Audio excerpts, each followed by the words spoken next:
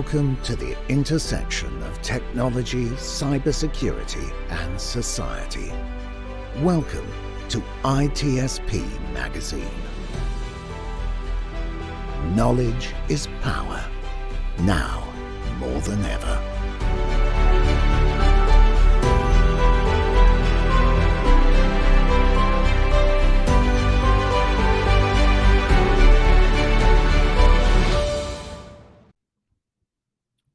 Hello, everybody. This is Audio Signal Podcast, where I have fun. Now, not that I don't have fun in my other podcast when I talk about technology, society, and cybersecurity, but I feel like a lot less pressure here because it's stuff that I am just curious about and that I believe that the audience will enjoy and maybe discover sometimes what happened behind a stage, behind the screen, a camera. Sometimes we talk with people that write book and how do they write the book, how they get creative, how they write music. But in this case, it's actually the first thing that I said. We're going to kind of figure out what happened and how it's made that big movie that you just saw, or maybe a TV show, or maybe that you just stream, because now we don't necessarily have to go to the movie. It's the movie, it's on your computer, your device, and here I go. I'm already talking technology. I'm going to stop right now because the people that are listening, they think I'm just blabbering by myself. The people are watching, they consider is a guest, and the guest is Jennifer Carriere. I believe Carriere. So that's my French. Being Italian, I tried. But Jennifer, I can say that. So welcome to the show, first of all. Thank you. Thank you for having me. And this is going to be exciting because I think we will talk about things that are very familiar to you and to the people in the movie industry, but very unfamiliar to the people that just watch the show, see the actors, see the scene, and they just get sucked into watching and living that experience. But it's not magic. Well, it's magic, but it doesn't happen by magic. Yeah. So enough about the introduction. I want to hear the introduction from you, Jennifer. Who are you and what you do? Okay, so I am Jennifer Carriere and I am a script supervisor for film and TV. Okay, so the script supervisor is my definition of a script supervisor is a mini director, mini producer, screenwriter representative, actor wingman, all rolled into one amazing film job. I am not kidding. We really do touch on all of those disciplines greatly. In fact, we influence, the director's work, the producer's work, represent the screenwriter's script while we're actually shooting on set, support the actors to make sure that their best performances are usable in the edit.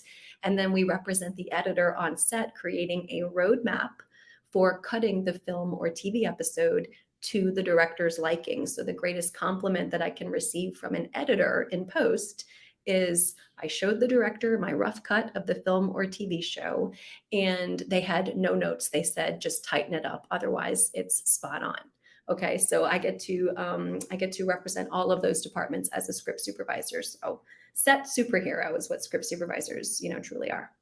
All right. So in a sense, sounds to me that you're kind of the glue and also the right person for me to talk about, with this goal to share with the audience a little bit of an overview of how is a film made, and again, how many roles and how many departments there are back there, just to make that 2 minutes of action that you really There's love. Hundreds of people, 12, 14, 16 hours of work to create, 3-4 minutes of beautiful action in the film or show. Yeah. So, but let's start from the beginning. You were not always doing this job, this profession. You fall in love with this. So you actually come from a completely different background. So tell me about what you were doing before and how you fall in love and into this career. Gotcha. So I actually started my career. So I've been, this is now like my third career because I started off in the nonprofit world. Okay. Mhm. So I was director of the Alliance Française of New Orleans. So the French Alliance of New Orleans, which is a worldwide organization that supports the cultural, education and supports the keeping the language alive in places outside of France. That was interrupted by Hurricane Katrina back in 2005. I decided to go back to school for a second degree, which was a civil engineering degree. And I had a very safe, secure career all set up at the New Orleans Corps of Engineers, and decided, even as exciting civil engineering was, that cubicle life was not going to be a fit for me. So I decided to risk everything, even though I was carrying heavy student loan debt. Decided to risk it all and go and play in the film and TV industry. I had no idea what department I was going to fall into. I had not one iota of industry knowledge. I just took a leap of faith. So I found myself bouncing around different film and TV departments, depending on what format I was working. Did camera for a while, did costumes, did, director assistant, producer assistant, all kinds of things, until I found out completely by accident from one of my camera assistants when I was a local 600 camera. Basically, I was like a utility, but I was actually a union camera person. I found out that the script supervisor role touched on many of my, I guess, what I would say strengths and things that I enjoy. That it required an attention to detail, a foresight, problem solving, solving problems before they happened. And working, communication and working with many different types of people, including both, creatives and technical departments. And I decided to give it a go and learn more about it and jump into it eventually. And then I went all in with 2 feet and worked nonstop like crazy. Honestly, the 2007, 2008 writer's strike helped me enormously because there was a tidal wave of work that followed that strike. And I got to work as a script supervisor for years, basically without stopping, and got really good at it. So Well, that's I'm going to cut myself good. off so I don't talk too much. But sometimes this thing happen because you get inspired by someone, and I know that you're kind of like now on the other side where you're mentoring people. So we'll get to that. But you just had this idea to say it's almost like a movie. I'm going to go to Hollywood and see what happened, right? Oh my gosh, yes. It's like, okay, I'll walk away from the degree that I invested heavily in. And, I was so set up with the Corps of Engineers. Like, there was no reason to ever leave. I was in my beautiful city, my hometown. It didn't feel right. I just had to go find something unpredictable and adventurous to do. And that's So, really cool. So tell me what you try different things at the beginning. Of course, I'm assuming you find an opening, you go in, maybe you intern, maybe you just help on a daily basis, maybe you are on call. And then what happened at a certain point is that eventually you get to network, which I know that is very important. You mentioned the union and so on. So when you got into the on set, right? Was it overwhelming? Was it like I had no idea there was so many people behind behind this in this industry? What was your feeling there? I had no idea how many people, how many departments it took to create just a few minutes of TV or film. Honestly, getting onto set as a PA was like free film school, when I was getting paid. So I was getting paid to get this enormous sort of just like transfer of knowledge from all of these brilliant filmmakers. And it really snowballed very quickly, I would say. They say that, it's like you catch the bug in film and TV. Like, I caught it. Like, it was just a magical connection from the very, very beginning. So even that very first day that I worked, this was a canceled TV show that it was a pilot series that was canceled due to the writer's strike of '07. Even though I was then forced to go bartend on Bourbon Street, even though I had never been a bartender before, just to cover my bills while the strike was underway. like I said, when the film industry came back after the strike was over, it was just nonstop work. But yeah, it was an incredible education in an incredibly short amount of time, because I mean, when you're on set, things just do not stop moving. It's just nonstop action, action, action, and creating. So you catch on quickly, and if not, then you won't be invited back. You know, you have to keep up. Sounds like if you don't like it, you can't really do it. I mean, you really need to get that bug. You need It's to be long full. hours, Oh right? yeah, You never know when you go. Sometimes you start very early in the morning. You're not done until very late at night, they're done. right? So Yeah. So you'll start, for example, you might have a 6 a.m. call time on a Monday morning, and then each day the call times push later and later and later to give the actors a turnaround. So by Friday, you're getting called in at 6 p.m. and shooting till 8 a.m. the next day, you know? So it's mhm. crazy hours. Yeah, yeah, absolutely.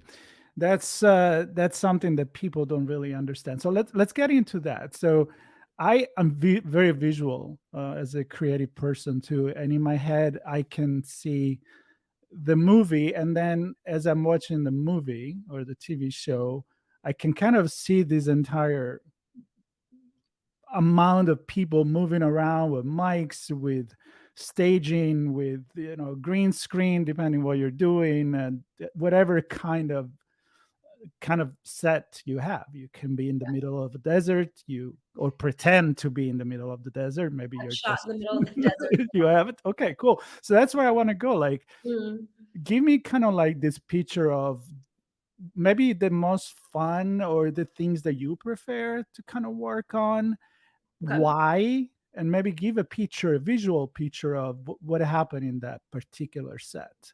So I'll give you an example of going to work at a studio, one of my favorite studios. I won't name it for NDA purposes, non-disclosure agreement reasons, but I will give you a picture of what my favorite day as a script supervisor, which of course led me to becoming Yeah. a producer, is. Okay, so I pull up to my studio and scan my badge, and I go and park, and I go to the catering tent and get a gorgeous breakfast, and I'm there, 90 minutes ahead of call time, just to get, my head in the game, get some nice rest, get some nutrition in me, hop a van and take it to whatever soundstage we're shooting the show on, and get set up near Video Village. Okay, so like right where the stage is going to be, where our first set's going to be. I'm getting my head in the game, looking at the work we're going to be shooting while the set is being lit right in front of me. We've got a huge department of grips who are being directed by the key grip. They're bringing in flags and stands and all of the gear that has been on their truck. They're unloading that and setting it up just off stage, off in the wings, so to speak, so that they can fly in with whatever grip equipment they need to set up to create the shots with the with lights and all the other gear. The electricians are doing the same. They're being directed by the gaffer. Okay, so that's the chief lighting technician, getting their gear set up near the soundstage, because we're going to create whatever lighting arrangement the cinematographer wants, whatever's going to be appropriate for the scene. Those guys and gals don't know yet, what that look is going to be. So they're just showing up and putting gear down. We have, PAs filtering in with call sheets and sets of sides, which are mini scripts just of the day's work. We might have background actors who have been dressed by the background costume department, who are lining up and sitting in chairs near the stage if they need to step into the scene. We have all the various departments, set dressing, props. They're bringing in their carts and setting up the props for the first scene. Everyone is waiting to be right there ready when it's time to rehearse. Okay, there's a rule when it comes to making film and TV, and that's like no waiting, no delays allowed. You must show up ready with your head in the game. Do not give a first assistant director, a producer, a director, or a cinematographer an excuse for why you're not ready. You have time. Doesn't matter how short the turnaround was from last night. We have to show up ready. Filmmaking costs a fortune, and there simply is not time for careless delay. So everyone who's on set, all professionals who keep working, know this. And so we are ready for when that director, cinematographer, and actors step in for the first private director's rehearsal of the day.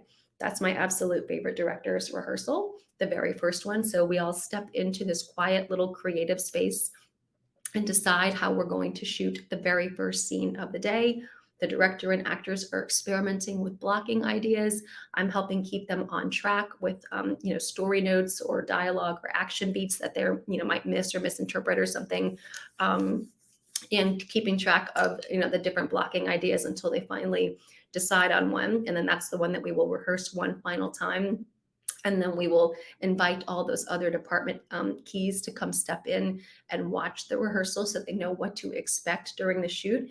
Props might learn from this rehearsal that, oh, well, we're going to use a prop that is not in the script at all. So please go find one or create it. We weren't going to use a red mug, but the actor feels that would serve them in this scene. So please go find one, or whatever the case may be.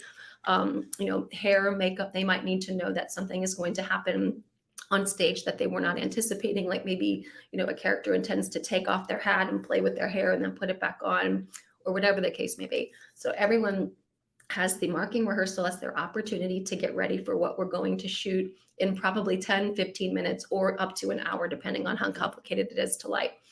Once we've done that marking rehearsal, departments step away, actors step away to finish getting camera ready.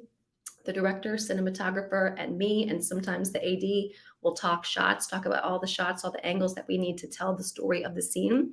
And we'll talk about what the plan is to shoot directionally so that we're not shooting one thing, tearing the lights down, and the camera is pointing them another way, and then forgetting that we missed something and coming back and doing it again. So we're talking about the efficient, most time efficient, cost-effective way to shoot the scene and to get all the shots that will be needed to tell the story in a dynamic way in the edit. And then we start lighting stand-ins, and I'm standing by setting up paperwork and, facilitating communication between departments. Again, just making sure everybody has what they need in terms of, shooting out of continuity, which we always are. In film and TV, we're shooting out of continuity in whatever way is the most, we shoot out locations, so we'll group all scenes in one location together in the schedule so that we don't have to keep going back to that location over and over. I'm going to stop because I know what it is, but Yeah. Explain a little bit better for the audience, meaning it doesn't mean that you're shooting from the beginning to the end in sequence every scene, because that's what you think when you watch a movie. Truth is that the last scene could have been shot the first scene of Big the time. day of the first filming. So explain the economy, let's put it, of doing that as you were going. But I wanted to clarify this. Don't blow over it. Yeah. So what does it, isn't it complicated to think like, well, this is scene, I don't know, 2 and 29, and the actor, I'm imagining, it has to jump in character. In their head. Yeah. 100%. Yeah. So give me that picture of Okay. what happened there. So let's imagine that we have a story that's 100 scenes. We have a scene that takes place 10 years ago in a kitchen set, a scene that takes place 5 years ago in a kitchen set, and a scene that takes place in present day in that same kitchen set. And we're shooting them all in the same day. So we have to have a plan that we create while in prep to shoot all of those scenes on the same day while making them seem as though they were shot in sequential order. Okay, so you can imagine how challenging this would be, but it is obviously much more cost efficient to shoot all of the scenes on one set in one day rather than shoot a film in sequential order where we're having to go to different locations, break down equipment, move gear, move actors, move set dressing, and so forth, and then come back and keep doing the same thing over and over. Filmmaking will cost a fortune. We have to group like scenes, or not like scenes, but like sets together in the schedule to save money. So therefore, we need a continuity specialist to make sure it seems as though it was all shot in sequential order. So that's a script supervisor, one of the script supervisor's jobs. Fascinating. And is there, I know you've worked in film, you work on TV, and of course now I would say the line between the two is very blurred, meaning there are, before used to be others movies and below, or there was TV, which maybe you film in a studio, the set is the same, you can probably film an entire episode in a couple of days. You can like sitcoms and stuff like that, sure right? Can. Yep. Yeah, but at the same time now you have a completely different, where almost TV series have become mini movies. Yes. So you have outside scene, you have on set. So it gets even more complicated. Do you, having done both, do you have a preference for one or another? Or also, is it easier start in one than another, what to make experience? I would say starting in features is a great way to go. Television is faster paced, whether we're talking about multi-camera sitcom or just a TV series, just an episodic, a 1 hour episodic, for example. Television is just going to be faster paced schedule. So if you're starting out, I recommend you start in the indie filmmaking world and stick to films, maybe 3, 4, 5 pages a day, ideally, and get a taste for how this shooting out of continuity and just the chaos of filmmaking in general works, and then step up to television from there. That is how I went. I got a bunch of experience in like indie filmmaking and low budget tier filmmaking, and then started getting invited onto bigger sets, studio sets, and then that led to a lot of TV production work. Nowadays, I absolutely adore making TV. It's my number one favorite, especially comedy and multi-camera sitcoms in particular.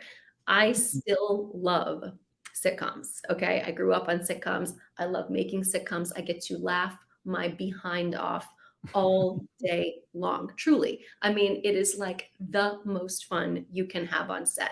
I love all the genres, but multi-camera sitcoms are my number one favorite to this day. But yeah, sometimes I'll find myself, if I'm on a slower 1 hour episodic or a feature, I find myself getting bored. My mind is just a mind that cannot rest, and I need to be doing something. I will find something to do, even if we're on a slow set or if it's a slow shooting day. I will find problems to solve for the shoot that takes place 3 weeks from now. Like, oh, let me look in the schedule. What can I get ahead of right now? I just always need to be doing something and fussing with something. So normally on TV sets, there's always something urgent to do. So I do actually really enjoy that. I like that. I would have expected the opposite, that where you would say, no, I like to be out there in the middle of, a set, I don't know, filming in a city, action. But I mean, it's personal taste. So that brings me to your role. You say you interact a little bit with everyone, directors, but you also interact with the actors themselves. Yeah, how that happened? Okay, so we have to support the actors. We have to have a warm and trusting relationship with the actors. They have to know that they can trust us. And they were cast and introduced to a director, but they don't meet the script supervisor till their first day on set. Okay, but we have to step in and give them notes about their performances. I mean, all the time. So I might have to step in, if Marco's, our character that we're dealing with, I might have to step in and say, hey, Marco, I just want to give you a note. In the master, you did this performance a little bit differently. You were delivering the lines much faster, and also you were tapping your foot throughout in the master, but in this case, you're not matching that performance. And so the director is requesting that you go back to the performance that you gave us in the master so that we can make sure it cuts, in the edit or whatever. I mean, that's just a completely made up example, but I have to support them in matching their performances, their timing, the actual delivery of their lines and their words. If they're forgetting how they delivered the words, if they're reordering lines because they're nervous or just don't know the lines very well, I have to work with them to massage their performances to match the preferred takes of the director's preferred takes of the master, so that those close-up performances actually make it into the edit. I've seen actors deliver gorgeous, close-up performances or performances in the close-up that are cut out because they don't match, because they decided to try something different, because they decided to do a tick where they're taking off their hat and putting it back on, and it's just not going to cut with a shot that the director absolutely wants to use, possibly some over the shoulder of somebody else. Those things can get trashed. The poor performances can go, in the wastebasket because they don't match the master. So to have a person that you don't know stepping in and talking to you about your performance, I mean, that's kind of a delicate thing. So we have to ingratiate ourselves. We have to just be trusted by the actors in order to get what we need for the editor and ultimately the director. So the result of this for me has been that some of my best friends are actors, because I just got to know them so well. My favorite people, generally, my favorite people to work with are actors. I mean, it's endlessly fascinating, and I love stepping in and supporting them. I really do. Yep. Wow. So you're kind of like a psychologist for You the are actor. Now, I, 100%. I yeah, yeah. Now I'm trying to think of what the audience will be want to know now. So I am pretty sure I can't read mine, but I've done this for a while, and I'm thinking actors usually are known for, as they get bigger, their personality get bigger too. And then that some are really super cool and super nice, for those who had they've been lucky to meet the really A level actor. Is there a difference in the way that you act with them? Does it really matter if they're famous or not, or it's just more of a fact of personality? Because I heard stories of people that I would think they would be nice, but they're not, and Yes, vice we've all versa. heard So, that. what's your experience on that? You Okay. don't need to make names, No, I but won't name names. I'm sure the audience wants to Yeah. know. Okay. I will not name names, but I can tell you that 99% of the actors are like the best people I have ever met, worked with. They're go-getters, they're action takers, they can take rejection, they're tough, they persevere, they're creative, they're vulnerable, they're hardworking. That's how they are able to work, because the competition is so steep. If you are not a hard worker, if you're not a nice person, if you don't bring your A game, you might not be able to work. So my experience is actors are wonderful. There have been a couple of exceptions. I'm thinking of an Oscar winner and another. I don't know if the other one has won an Oscar. If he hasn't won one, he's certainly been nominated and he's been around. I mean, they're both a long time, extremely famous actors. Two actors who were not so nice to crew or director, for that matter, or sometimes to other cast members.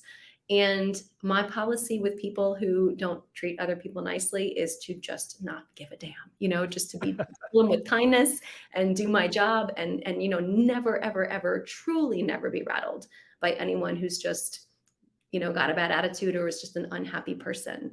I worked with an Oscar-winning actor who kicked another actor out of frustration during a rehearsal. I'm not Wow. kidding. He kicked a younger, inexperienced actor who was from the state that we were working in. We were working on location, because he could, and he was having a bad day.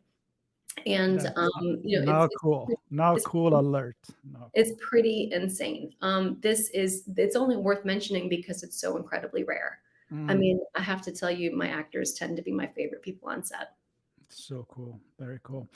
Now we're getting towards the end, and of course, this is as could as be as big as a conversation as the how long it takes to make a movie, because that's another thing. You watch an hour and a half, and it took so much longer than that. Yeah. But we're not gonna go there. What I want to go into is, I know that right now you're kind of like mentoring Yeah. people that wants to go in the industry. Now you just went there and said, this is it. I'm gonna go for it. Pack your guitar and went to Hollywood. I don't Right. know if I'm just saying, making a story here. Uh, Pretty much true. but you felt that, like we all do when we have a certain experience, we're lucky enough to be, doing the things that we like to do and to share. And so mentor, you can do it writing a book, you can do it having podcasts, interview, writing blogs. So what is the you're doing now? And I'm sure some people listening is, I would love to go do what Jennifer is doing, or at least one of this thing in this crazy circus that the movie industry is. And how do they get started? What will be your, so what do you do now, question mark, and how would you suggest people to get started, even Gotcha. if they don't know what they want to do? They just want to know, how do I get in the movie industry? How to break into the industry. Yeah. Okay. Basically, that is what I do. I answer that question for people who feel that they have an itch that's not being scratched by their current career. Okay. Or who feel that they have been trying, they've been writing, they've been auditioning, They've been making low budgets and trying to get them screened, in film festivals. They've just been trying, but they feel like they're just on a hamster wheel or something. I have kind of found a solution for that. And I realized it, I would say back in 2018 or 2019, when I realized that we don't have enough script supervisors to go around. Oftentimes we don't have anyone available that we can call. When my UPM, which is a unit production manager, tells me, Jennifer, I need a script supervisor because we have another series that we're going to be, shooting at the same time on stage 12. Find me someone. I can't find anyone. Jennifer, I need a second unit script supervisor for Friday through Thursday, yada, yada, because, we're behind schedule. I can't find anyone. So I thought if I had to train someone as fast as possible to focus on only what matters for being a script supervisor, how would I do that? So I created this training program to do that. And I tested it out with friends and a few people who were like friends of friends, and it worked really, really well. And then I thought, gosh, these people are having really, really fast success. They're using my unique method. And then they're like going right out of the gate. Some of them, are getting co-director credits and getting bumped up to producer and so forth, like really, really quickly. So then I started doing this just as a side thing, like between gigs, like just literally training people on the side. Well, it's kind of exploded. So what I'm doing is training people and mentoring them into their careers as script supervisors, which again, it touches on all those other very, very popular filmmaking disciplines that people go to film school for: directing, screenwriting, producing, acting, editing. So they're finding, that they are kind of skipping the line of millions of other people trying to get their screenplays read, trying to get their acting reel seen, trying to get their films screened, by suddenly getting paid to network with directors, screenwriters, producers, actors, editors. So it's kind of like this surprise. I just sort of found this fast Hollywood access, method for getting people started. And so I train and mentor people into their careers now. Okay. Well, that's really cool. It's and how long does it take? And I know it's a stupid question, but I'm thinking it's stupid while I ask it to you, because there's people that may take a long time and may never get what they want to be. Show business for you. And then there is other times that you get a lucky break. I don't know, maybe a show get unionized, maybe a show get bumped up, maybe a show it becomes a phenomenon, it wins a festival, whatever it is. So, but in average, I mean, what do people shoot a true, real expectation to at least get to a decent break in a little bit? Yeah. Okay.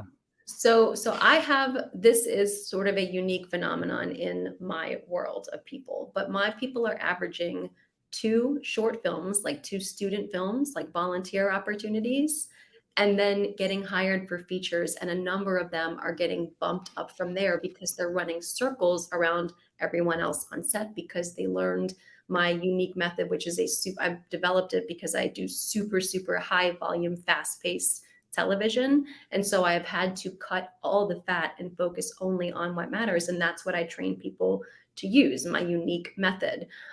So my people are averaging like 2 short films to paid feature films.